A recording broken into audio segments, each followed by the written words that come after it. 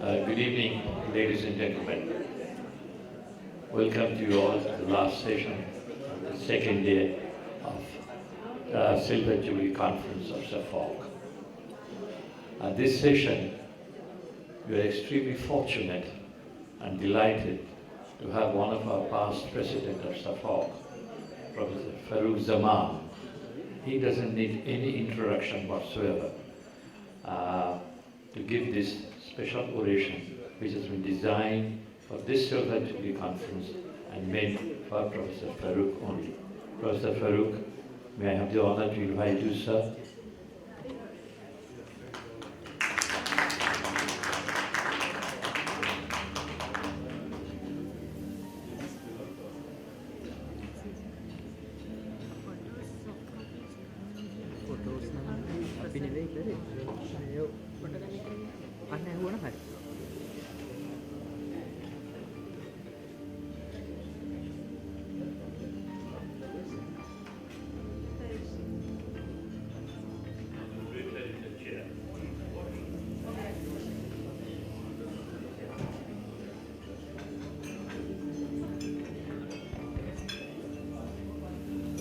Now the orator is in the chair.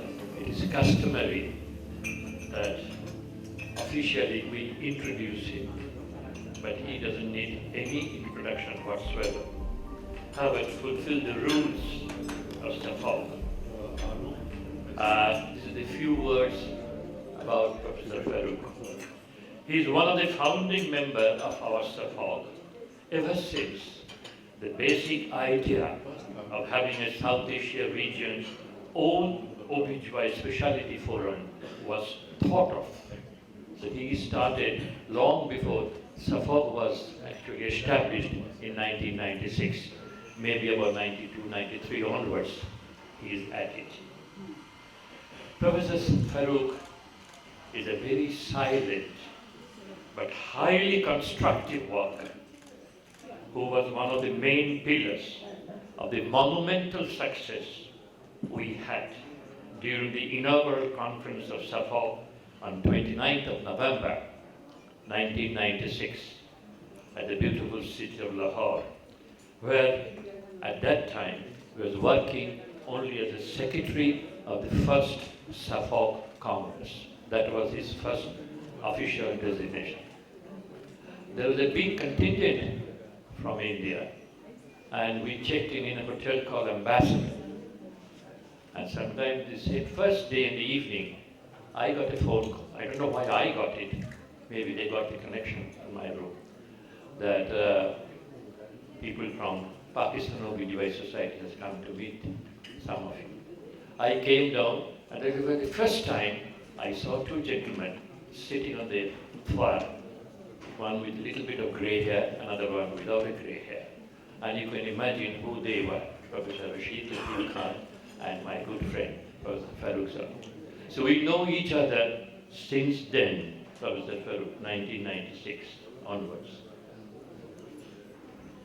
Professor Farrukh was responsible, along with many, many others, for a super successful participation of nearly 40 plus obstetrician and gynecologists from other countries of South Asia, which is comprising SAFOG, who were, believe it or not, the next sentence, were fully sponsored, and I mean fully sponsored, including all our air travels from different cities of South Asia. I know it very well because I was one of the beneficiaries. Professor Farrukh then officially became the first Secretary of Education of the SAFOG Council, and we elected him as President of SAFOG in the year 2007, which he took the chair from 2007 to 2009. During his tenure, he enthusiastically encouraged and presided over the first ever, I repeat, first ever RCOG SAFOG Joint Scientific Meeting at Kolkata during 2007. And that was possible by the wish and support, sincere support by another gentleman of this South Asia region, my dear friend, Prof Farrukh. He was the president at that time at the college, and he helped us a lot. He also presided over the first ever South Asia Day, a scientific and cultural program at the Royal College of Observatory premises at London on July the 3rd, 2009. Currently, he is very busy in modernizing and updating the Constitution of SAFOG. With this, ladies and gentlemen, may I present before you Professor Farrukh Zaman.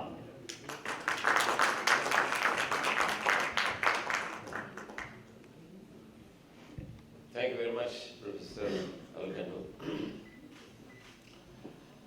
Professor Alokendu Chatterjee, Dr Rohana Haththotuwa, Professor Alokendu, Professor Rashid Khan, colleagues, ladies and gentlemen. First of all, I'd like to congratulate Dr. Rohana Haththotuwa and his organizing team for organizing this excellent conference under trying circumstances. Secondly, I would also like to extend on behalf of SAFOG our thanks to Sri Lanka College of Obstetricians and Gynecologists, its president and its executive for graciously hosting this conference along with the 55th annual conference of SLCOG. It's a privilege to be here to present SAFOG Oration. And the topic that I am going to talk about is women's health in South Asia. Are we doing enough? I don't have any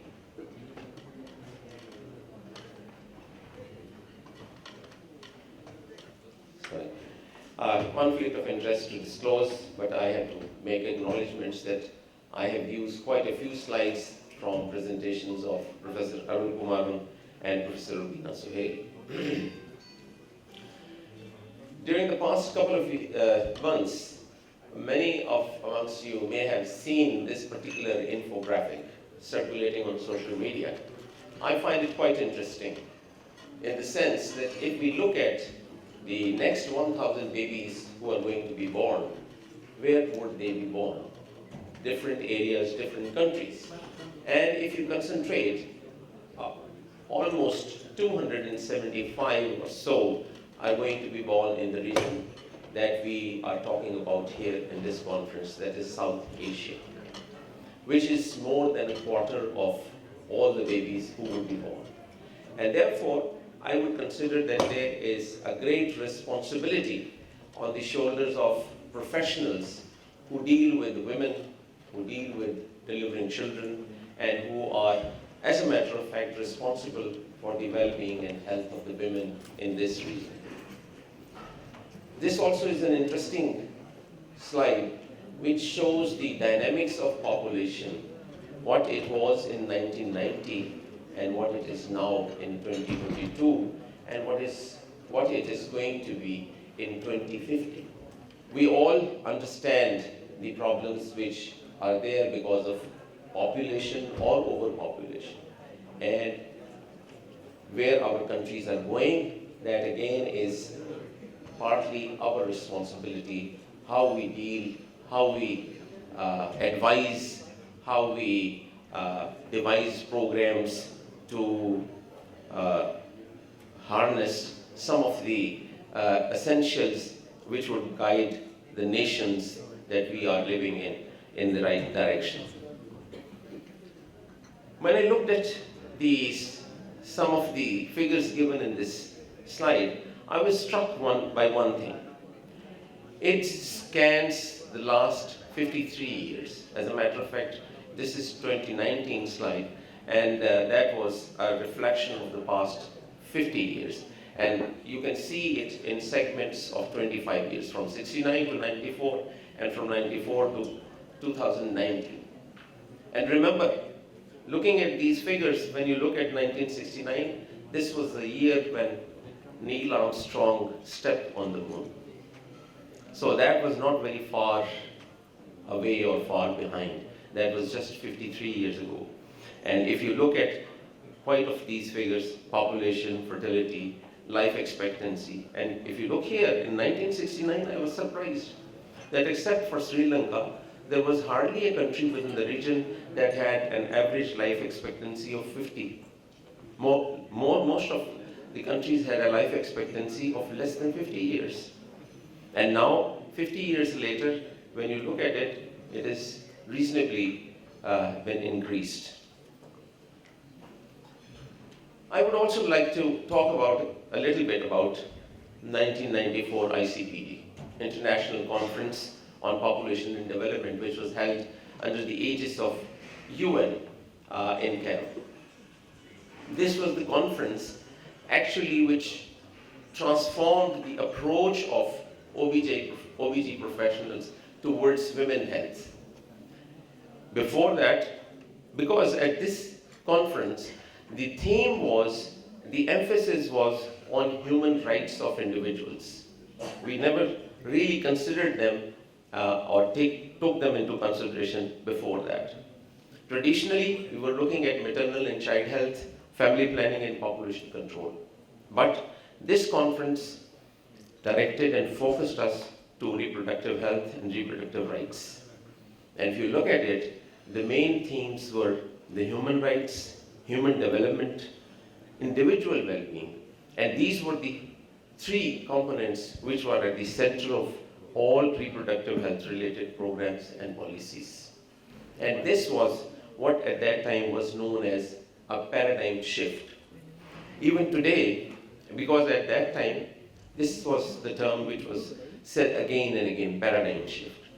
But today, even today, I really feel that it was a paradigm shift. Because just from maternity care or newborn care, it gave a concept of whole life cycle approach for women's care.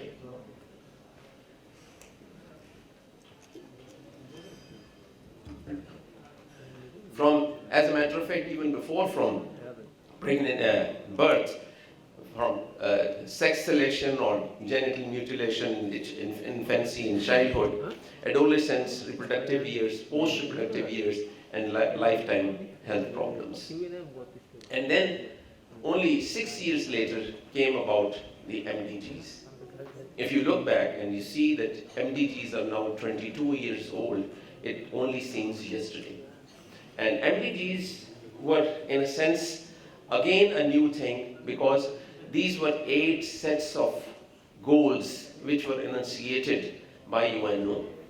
They were framed in a language, and they were framed in such fashion that it was easy to understand and easy to communicate with people.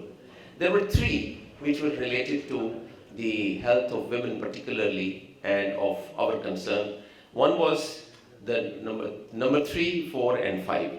Number 3 was to eliminate gender disparity in primary and secondary education by year 2015.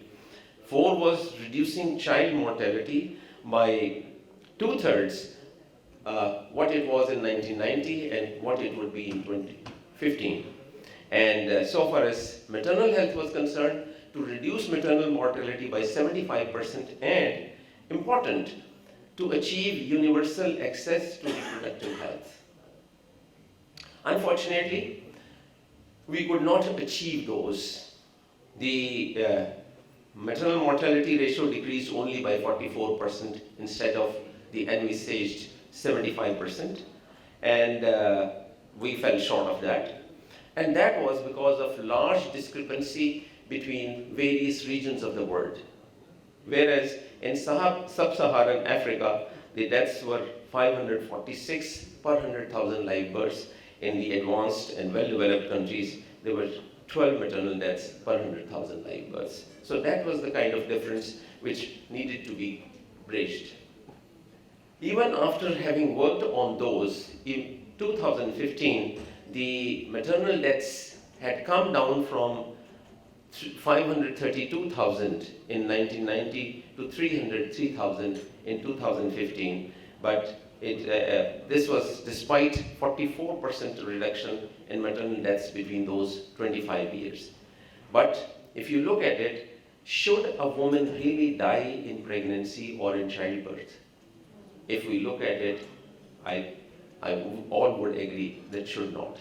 That this is a physiological process and it remains a physiological process, should be a responsibility of the health system and the health professionals. Still, another set of goals came in 15 years later in 2015, and we are all aware of these Sustainable Development Goals, and there were quite a few of slogans type of things which were associated with that: survive, thrive, and prosper, no one should be left behind, and Agenda 2030, transforming our world. Now these are larger, all-encompassing. These are those goals which relate not only to reproductive health or general health, but they have general impact on life on earth as well. And the important thing in that is that these goals are intended to build on the momentum which had been gained through the enthusiasm generated by the MDGs. The difference between MDGs 8, SDGs 17, and the number of targets was larger, number of indicators was larger, and the important thing was that MDGs were only meant for developing countries or the poor countries, whereas SDGs are something which even the rich nations are supposed to work on and achieve those. And now the MDG 5 is transformed into SDG 3.1.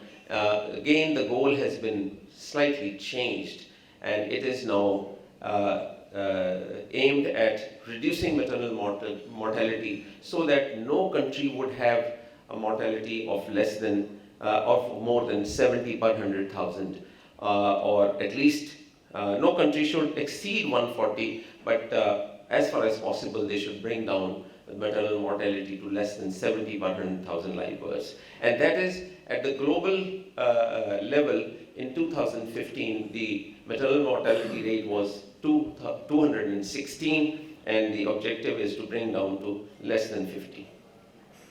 Now these are the 17 goals which actually are all interrelated. There is an interplay of all those. As we progress on, you will appreciate that all these 17 goals have something to do with the other, one with the second or third, and so on and so forth. And here it is shown that how they interrelate with each other. These are the 8 goals which are of special importance to us obstetricians and gynecologists, like poverty, hunger, health, education, equality, climate, justice, and partnership. Let's look at the maternal mortality. Between 2000 and 2017, there was globally 38% reduction in maternal mortality. And if you see this region, except for Afghanistan, which is shown in orange here, which shows very high maternal mortality, the others are in lighter blue, which is low, between 100 to 299. Now 100 and 299 now seem quite high, as a matter of fact, if you look at it, but seeing from the perspective of 1994, it is less than what it was at that time. This is a graph which shows the progress in various regions in the world, and the maternal mortality has come down from 342 to 211 per 100,000 lives. This is 38% reduction. On an annual basis, it becomes 2.9%, which is less than half of what was required actually. But at the same time, on the brighter side, a little bit on the brighter side, in South Asia, the maternal mortality reduction was achieved at the greatest rate of 59%, from 395 to 163 maternal deaths. This purple is 2000, orange 235, this is 2010, and yellow is 2017, which is this is the maternal mortality of South Asian region. This again is an interesting slide about maternal mortality. Again, 94, 2015 and 2017. And it is juxtaposed with the number of percentage of births which were attended by skilled birth attendants. Now you see, when we talk about skilled birth attendants here in this context, it is a broad term. We are not really taking into account their skills, their training, their way of work, and how effective they have been working, whether they have made some difference as compared to the traditional birth attendants or not. But you can appreciate that there is a gradual and definite fall in maternal mortality for all countries here. This is a paper which was published in 2015 in Lancet, and it shows the effect of skilled birth attendants in its true sense, and the people and the women who were taking advantage of that on depending upon antenatal care visits, whether 1 visit, 4 visit, delivery in a facility, attendance by a skilled birth attendant, and you would find that this is the maternal mortality rate. It gets reduced as the number of antenatal visits increases, as the in-facility delivery incidence increases, as the attendance by a skilled birth attendant. So there is that definitive relationship between the care that is extended to the pregnant women, whether in a facility or in domiciliary practice. Globally, there has been an increase in skilled birth attendants delivery rate from 77 in 6 years period of 2008 to 2014 to 84% of births between 2015 and 2021. But important thing, once again, I would want to emphasize here, it is the competent skilled birth attendance that is required, and that is the key to reducing maternal and newborn morbidity and mortality. You see, some of you must have heard in another hall talk about respectful maternity care, which is the buzzword these days for proper care in labor, respectful maternity care. Now we have come to a stage when we want to talk about respectful maternity care. There was a time when we just talked about making maternity care available. Now there is need and there is realization of this fact that this maternity care should be respectful.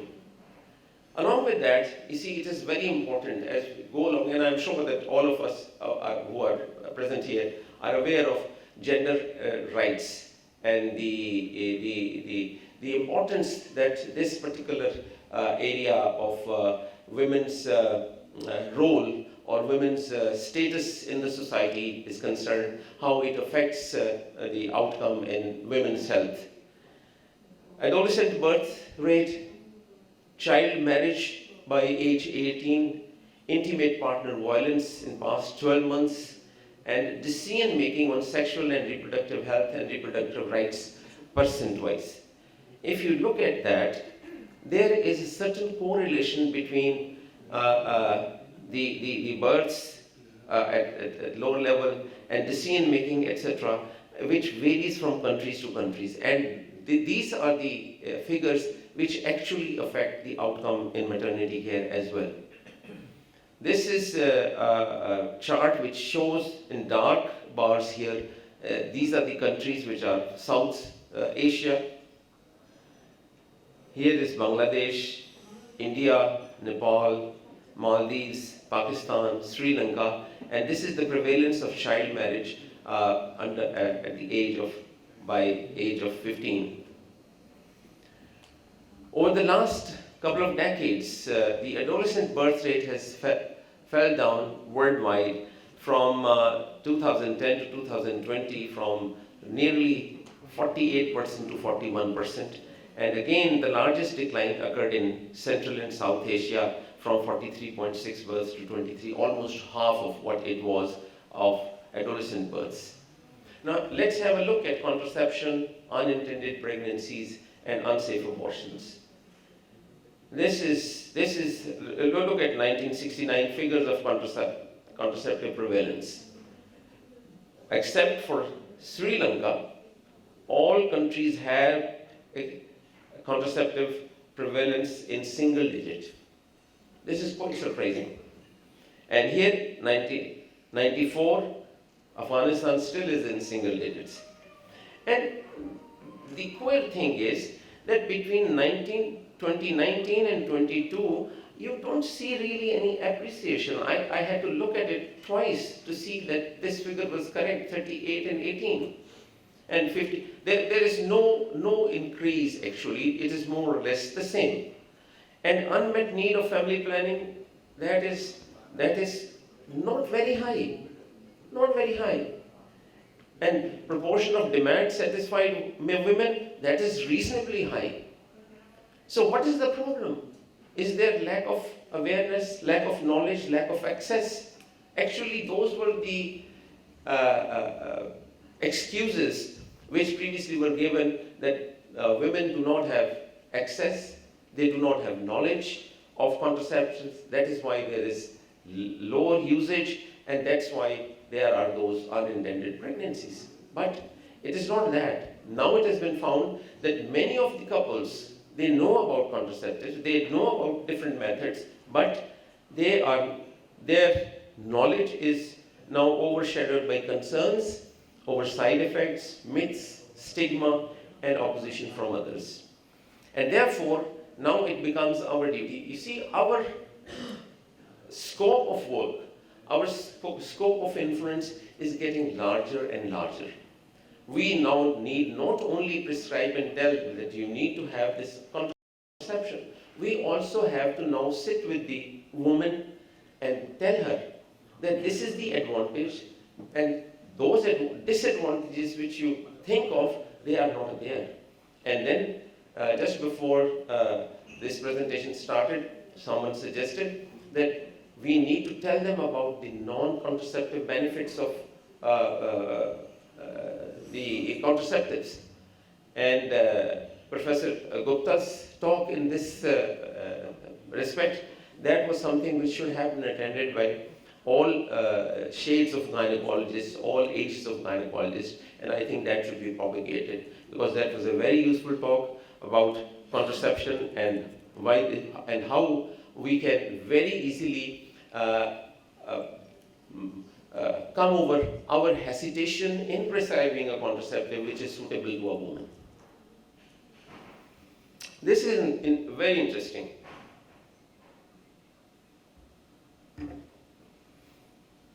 In Central and South Asia, this is the contraceptive prevalence compared to others. But the important thing here is that out of this 42%, 22% are sterilizations. Is that contraception effective? Those women have completed their family, they have already 4, 5, 6 children. And sterilizing them is no big achievement. You are not making any dent on the population by doing that. So in fact, if you look at contraception, actually, it is not 42%, it is only about 22%. So that is something which, again, we need to reflect upon, think about, and do something. And now comes Dr. Gupta again, presented figures of unintended pregnancies. Now this is from State of World Population Report 2022. And half of the pregnancies are unintended worldwide, which is such a large figure, 121 million pregnancies, and which translates into 331,000 per day. And what do these unintended pregnancies lead to? I'll give you an example of Pakistan.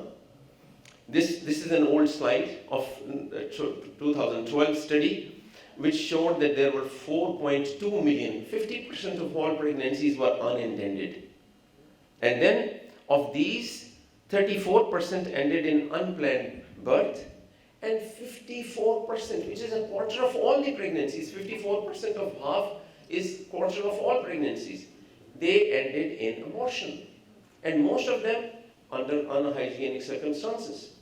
And therefore, that was the reason that there were recorded in that year 623,000 women who were treated for post-abortion complications each year.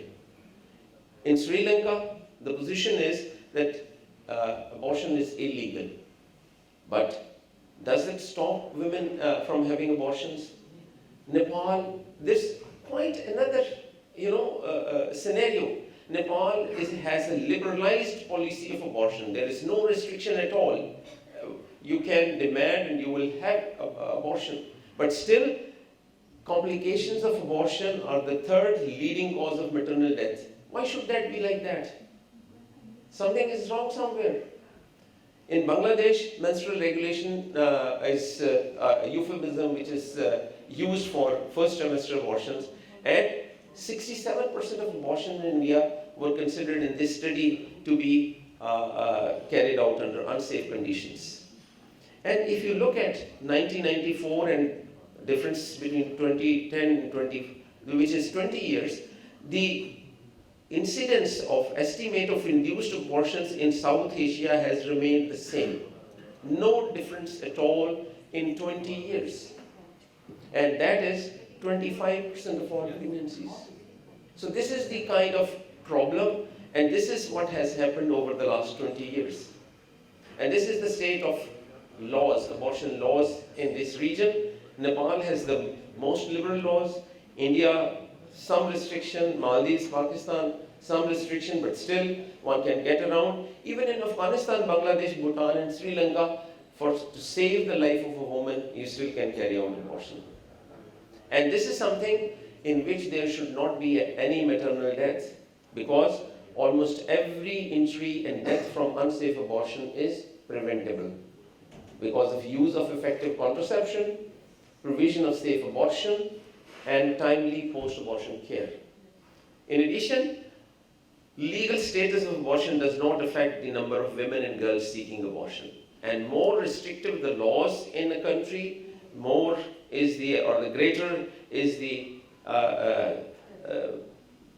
women's seeking abortion. Literacy and gender equality.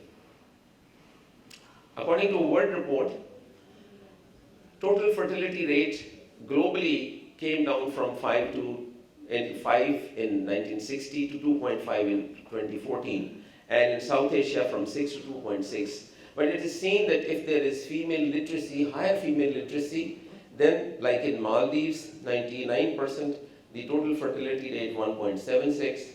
In Afghanistan, it is less than 50% of males, the fertility rate is 5.43. So there is some relation between literacy and fertility rate. Now this is women's education and coverage of skilled birth attendants. Those women who are, if you look here in Pakistan, from 1990 to 2070, 43.6 to 73%.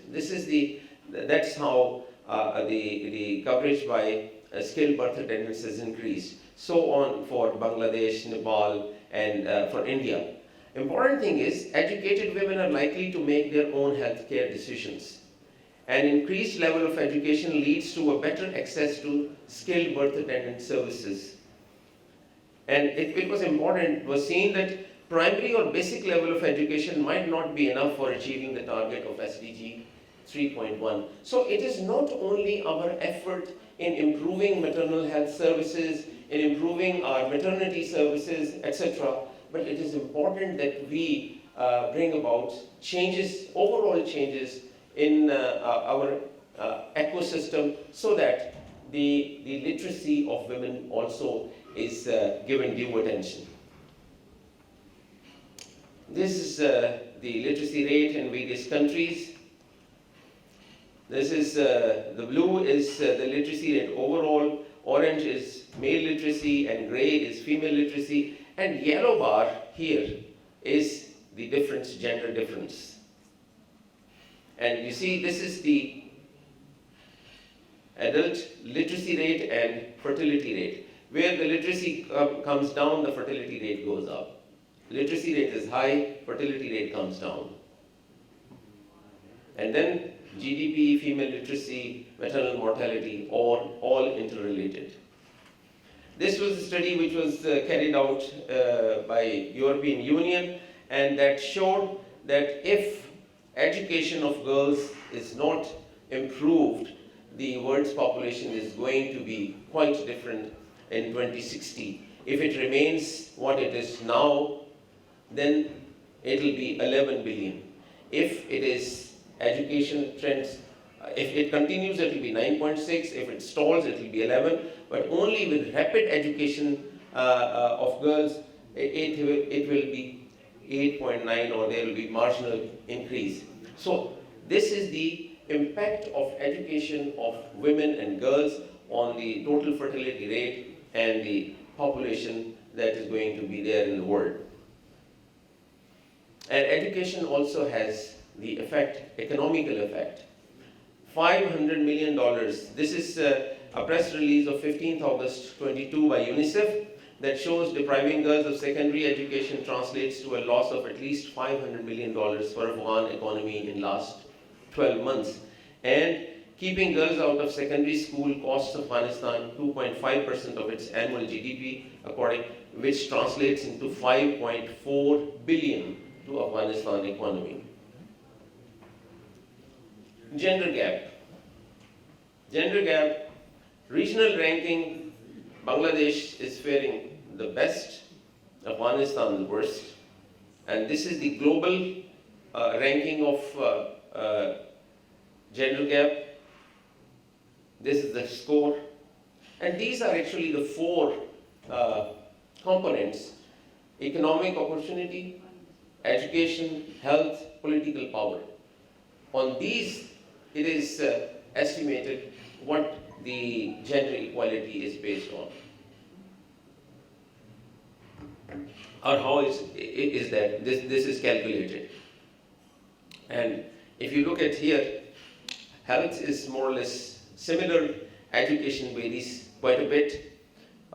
Economic opportunity varies a lot, and so does political power. World Bank carried out a study, and these were the 8 indicators which they took into account to measure legal differences between men and women: mobility, workplace, pay, marriage, parenthood, entrepreneurship, assets, pension, etc. And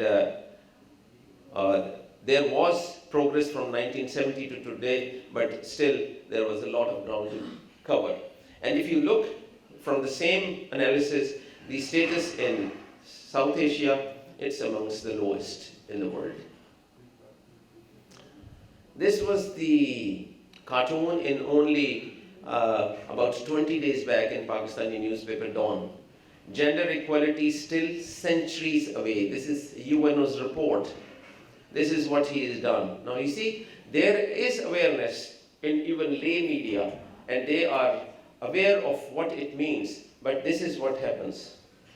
And it is interesting, how long will it take to bridge the gender gap or bring about gender equality? In Western Europe, of all places, it will take 52 years. North America, 61 years. Latin America, 68.9 years. Hold your breath. More than 100 years in other areas. And let's take South Asia, 195. South Asia takes the cake. 195.4 years before there is. That is at the current rate. This is the ground that you have to cover. Now look at gender-based violence. We are talking about that, but when you look at the figures, where we stand,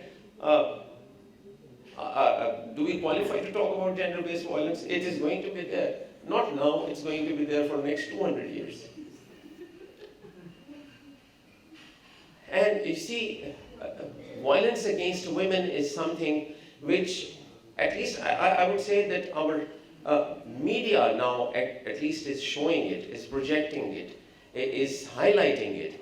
And it is not only our local media, it is even the international media which takes cue from here, and they give news.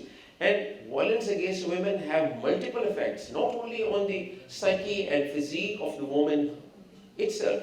It has far-reaching implications over the family, over the children, and over the status of women, etc. There are so many complicated things. And again, if you look at it, this is the report, Violence Against Women, Lessons from South Asia. South Asia has 43% incidence of violence against women, compared to even Sub-Saharan has 40%. One would have thought that in Africa probably it will be more, but it is less than that. And this is a news of only 15th September 22 in Guardian, where I wouldn't name the country, 2 teenage sisters raped and murdered, 6 men charged over deadly attack in girls aged 15 and 17. This is harassment complaints see phenomenal increase in 4 years report. This is 10th of September 22 dawn, and this is about Islamabad. And then we are also facing so many crises within our states, within our region. So humanitarian and fragile setting challenges are really something to reckon with. And they are not, you see, they are not normal conditions. We, even under normal conditions, we are not doing well, and what to say of abnormal conditions like these fragile states in which 60% of maternal deaths, 53% of, it breaks your heart actually looking at these figures. And 8% of women and girls around the world are adversely affected by armed conflict. And in 2017, 10% of women, 16% of children worldwide were forcibly displaced by conflict or living dangerously close to conflict zones, and 1/3 of them were in Pakistan, Nigeria, and India. 1/3 of them. Effect of conflict on women, there are general effects, there are health effects, and there is a long list of these. Obviously, when they are in that kind of environment, that kind of situation, there is no money, there is no proper living quarters, there is no sanitation, no health coverage, open to exploitation, and all sorts of things. And then so forth, as health and sexual violence, human trafficking, etc. There's a long list of problems that can be there. What can we do? At least we can enumerate. To start with, we can enumerate and make ourselves familiar with some of the things that can be done. That women and girls should first be prioritizing sexual and reproductive health care and provide integrated health care, include comprehensive sexuality education, build community. Now, these are mammoth tasks. These are simple tasks, but they are mammoth in their magnitude. So, and each conflict zone is different. Now, this is something that we are faced with. This is the situation of Afghan refugees. This is Rohingya crisis. And this is with Bangladesh, with India, with Sri Lanka. We have those. And the local population, everywhere, they'll be obviously hostile. So you can understand the plight of these refugees. And then, unfortunately, we do not have had the capacity to even cope with the problems that we already had. And on top of that, for example, then natural calamities. In Pakistan, we had floods, and you can see that more than 1/3 of Pakistan was inundated, underwater. Houses gone, flat. You go there and you don't even find any sign of those. There were 33 million people who were displaced. 650,000 amongst them were pregnant women. And it was expected that in September, 70,000 deliveries would take place. So that was the kind of devastation that occurred with that. Now, I'll just take you through quickly the status of SDG progress of each of the 8 countries. This is, you see, this is the list of the SDGs. This wheel here, we talked about MEC, and now this is the wheel which shows the progress in various areas. There are 17 of these, and how many of them are reaching the outer circle. Afghanistan, it has issues with that, but it has started addressing them, and there has been a program of comprehensive PPH reduction approach in Afghanistan, and that has shown good results. Here, if you look at these indicators, these are only in three, in health, education, and parity. The green arrows show some progress. These upward arrows show that it is doing something, but not in target. Those which are flat or horizontal, stalled, and downwards, obviously, that's bad. So, not a very promising picture. Bangladesh is doing quite well, as a matter of fact, and the maternal MDGs indicators, they kind of improved, and they are having interventions which are bearing fruit, and Bangladesh figures are improving very nicely. They have more of greener arrows, so there is greater hope of these getting achieved. Bhutan, if you look at these 6 points which Bhutan is using, as a matter of fact, these encompass all the interventions which most of the countries, or all of these countries use. Safe Motherhood Program, institutional delivery, online web-based mother and child health tracking system, improving quality of service at health facility, pre-conception package, support for training of gynecologists is being. Now this is something which is quite a comprehensive list of interventions which may be adopted by others, and this is a very nice kind of approach that Bhutan is getting onto, and that's why you see that many of the SDGs are on track, and they are being on track to be achieved. India has done well. Why India has done well is important because of its sheer size.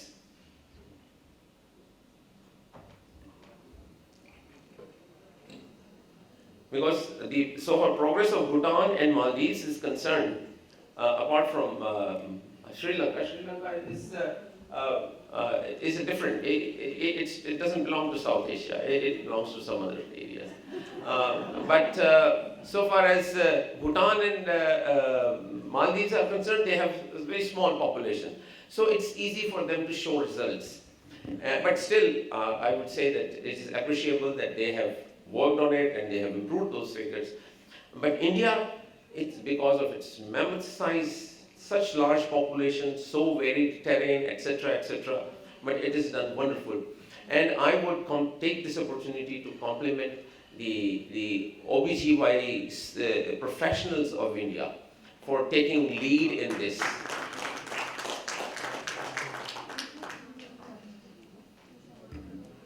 For taking lead and guiding their government towards those programs which helped achieve those targets, and they are absolutely on their way to achieving SDGs. And I'm sure that if we would, the rest of the countries, they would follow that suit, because our circumstances are more or less the same, our attitudes are more or less the same, and therefore we can learn a lot from India. And as I said, that it is the credit goes to, of course, many quarters, but mainly OBGYN professionals. India is doing all right. I mean, there are many things which need to be done, but it is at least on track in many areas. Maldives, it's good. It's doing all right. It's more green here, quite green. Nepal also is improving, and the PPH prevention program, provision of oxytocin, community distribution of misoprostol to community health workers, and in COVID also they coped well, and their SDG report also is quite all right.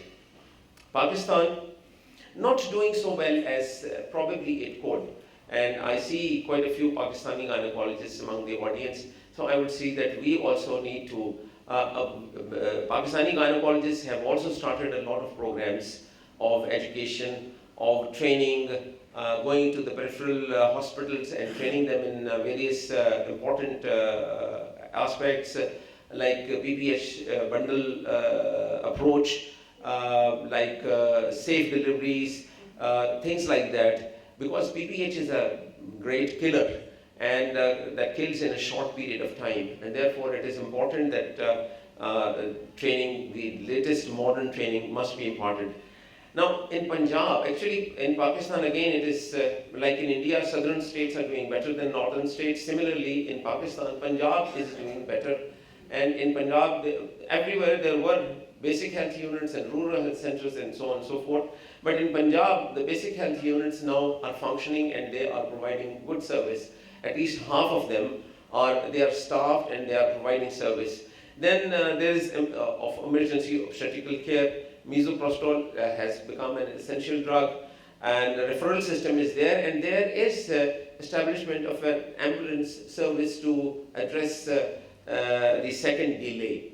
So that dedicated obstetrical ambulance service is for the obstetrical patients, and third delay patients for triage in the hospital. Pakistan needs to do more, a lot more. This is not America speaking, this is Pakistanis speaking to Pakistan itself. Sri Lanka, well, I said that Sri Lanka is different. We were sorry that it went through this bad patch economically, which was surprising to everyone, and I'm sure there are factors which are beyond our control, but so long as Sri Lankan health system is doing and the professionals are doing, again, they are an example for others to follow. Sri Lanka is very much on its way to achieving SDGs. You see, this is the ranking of these South Asian countries so far as SDG performance is concerned. This is the score, and this is ranking amongst all countries of the world. Because this is SDGs are something which is relevant to all countries, not only to the developing countries. Now, if you have to end preventable maternal mortality or strategies, then the target for us is that by year 2030, reduced maternal mortality by 2/3 from 2010 to a baseline. By 2030, no country should have maternal mortality more than 140, and countries should strive to have less than 70. Someone asked rightly, why not less than 70? Why 70? Why not a single mother not dying because of it? So maternal mortality reduction remains a priority. All the problems are there. There is gender inequality, there is disparity in that, there is economic thing, there is gender-based violence, there is illiteracy, etc., etc. But maternal mortality, unfortunately, still, say 28 years after in ICPD it was highlighted, it still remains a high priority. And there are 3 steps particularly, which is met need for contraception should be increased. Safe abortion facilities, which contribute to 13% maternal deaths. Contraception can prevent 29% maternal deaths. Preventing and managing obstetrical emergencies, particularly PPH, and preventing and managing non-communicable diseases like hypertension, diabetes, etc., which accounts for 25% of deaths.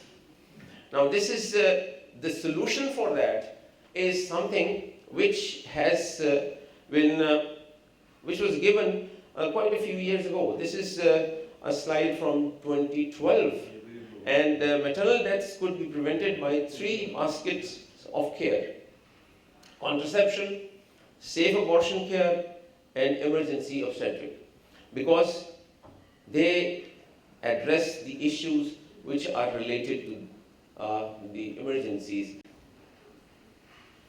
Now, looking back at those 8 SDGs which related to us, they are not actually individual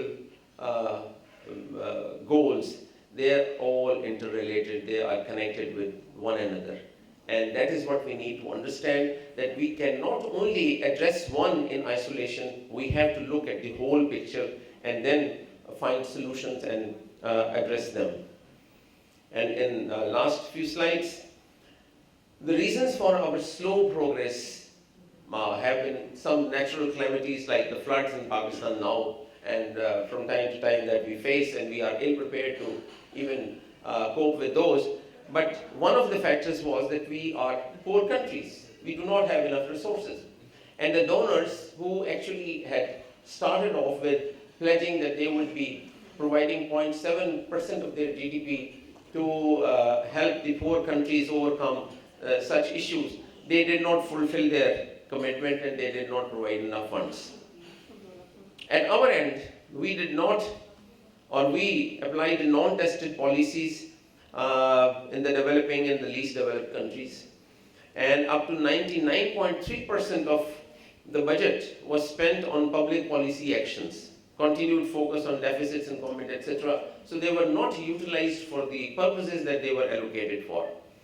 Inadequate monitoring of social policy and of social policies. And so far as politicians are concerned, they were more interested in self and being elected the next time. So they channelized the funds somewhere else, where they would benefit them politically. So at the end of the day, we are ourselves to blame. We cannot really say only the rich countries didn't fulfill their commitment. And what should we do to reduce maternal mortality to make a success of SDG 3? We need to study the strategies implemented by countries that were successful. Like we have examples, Bangladesh, India, and Sri Lanka. Of course, we can.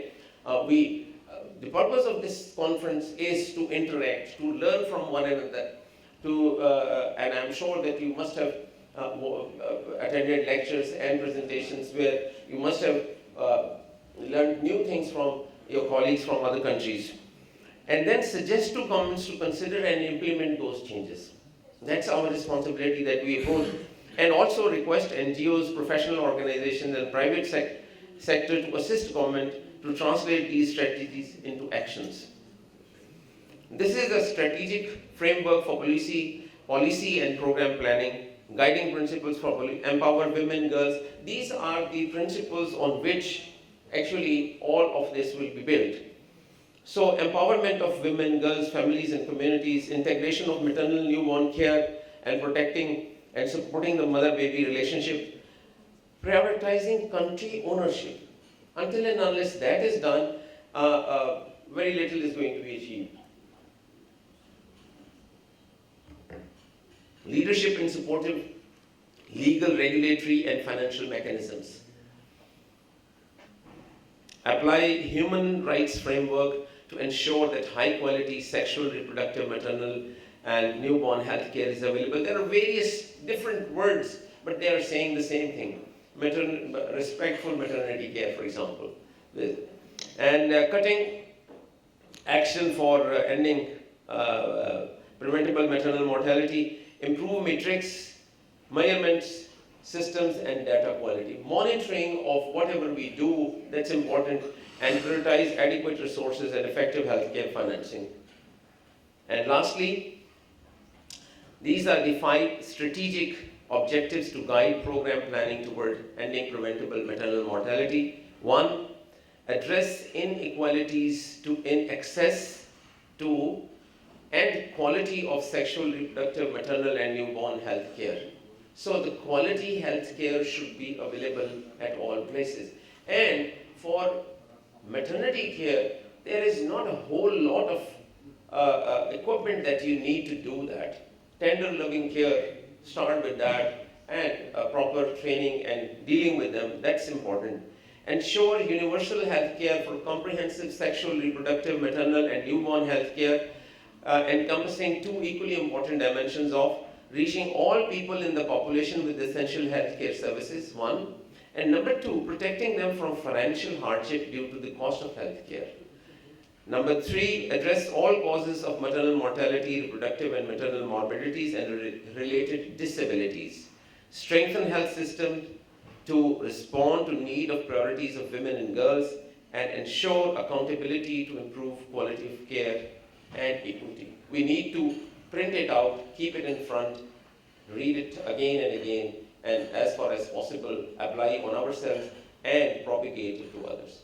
Thank you very much.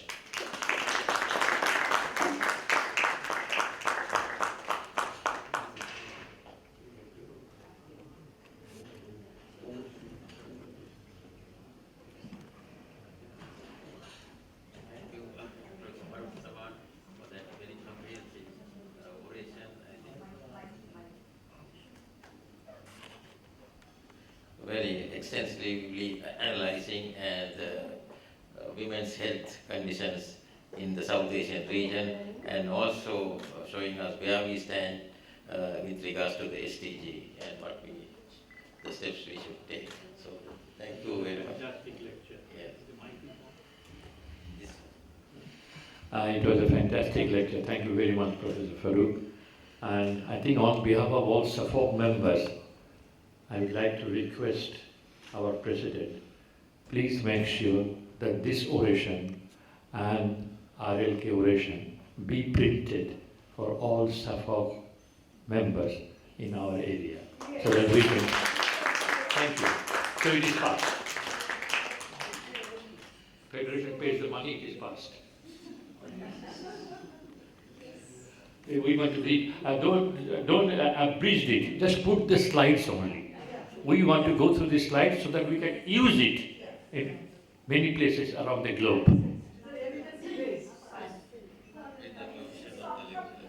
No.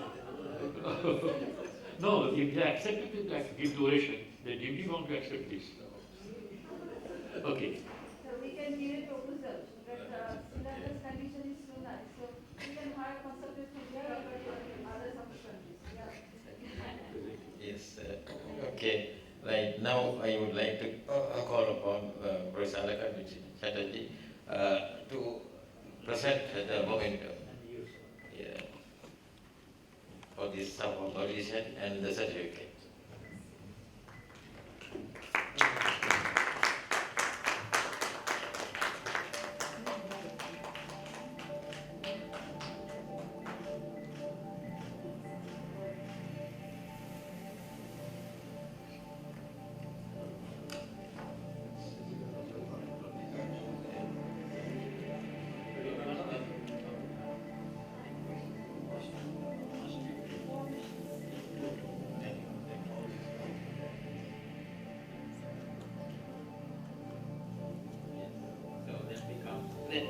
Takes us to the end of this session, and so the next is the gala dinner. We have 1 hour more so to present ourselves up, and 7 p.m. at the Grand Ballroom.